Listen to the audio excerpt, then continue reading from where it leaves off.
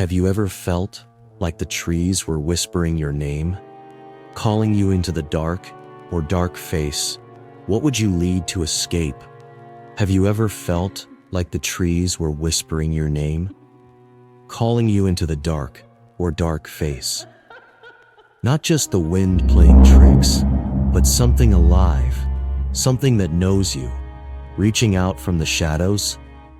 If that idea makes your skin crawl, you're in the right place. Welcome to Friday 13, where we don't just tell stories, we rip open the veil and drag you into the nightmare. You clicked this video, The Old Tree Whispers. It knows my name because you're drawn to the dark, aren't you? You're one of us, craving that jolt when the world turns upside down, when the ordinary becomes a scream you can't unhear. This isn't some campfire tale. This is real, raw, and personal. I'm Ethan, and I'm about to take you deep into my story. A true horror that'll stick with you long after the screen fades. So, settle in, crank the volume, and let's step into these woods together. Because on Friday 13, every whisper has teeth. Let's linger on that first question. What would you do if the trees started whispering? What would you do if the trees started whispering? Hold it tight, because it's not just a thought. It's where this nightmare begins. I'm Ethan, your guide through this mess. And I'm telling you now, this story's got layers, twists, and a chill that'll creep into your bones. You're here on Friday 13 for a reason. Want the real stuff? The kind of tale that makes you question the shadows outside your window. Well, you've got it. This is long, it's detailed, and it's built to keep you hooked. Ready? Let's walk into the woods near my new home and see what's waiting. Picture this: a small town just outside Seattle, hugged by ancient woods that feel older than time. That's where I moved last spring. Me, Ethan, 28, chasing a quieter life after years in the city. I'm a graphic designer by trade, but out here, I'm a hiker, a guy who loves the smell of pine and the crunch of leaves underfoot. That night, I took a new trail, one I hadn't explored.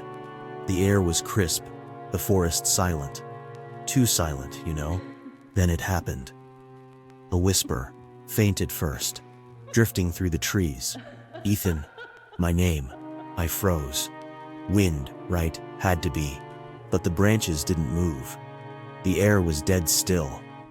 My pulse kicked up. What would you do? Brush it off? Or listen closer? I listened, and that's when it all started unraveling. Here's your next question. What if those whispers aren't random? What?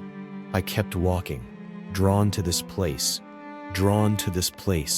power with the floor, and praying or drink, drawn to this place with camera and weight on board.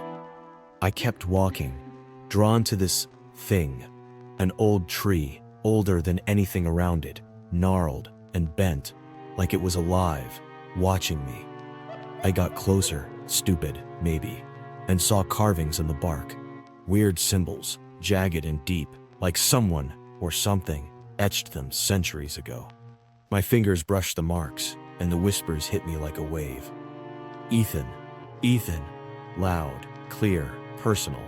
I stumbled back, heart slamming against my ribs. The forest tightened around me, shadows stretching, trees leaning in. I turned to run, but the trail? Gone, swallowed by the woods. Panic clawed at me. How do you lose a path in seconds? And why did it feel like the forest was steering me? That first question's got an answer. The whispers weren't random.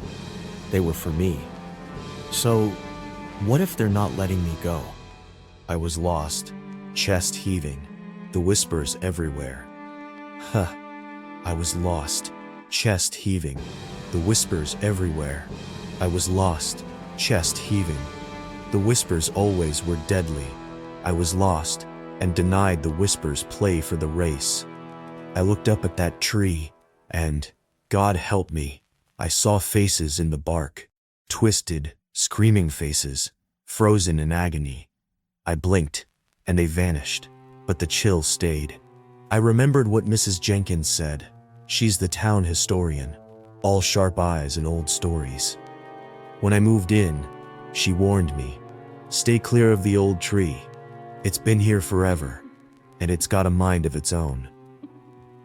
I'd smirked then, not now.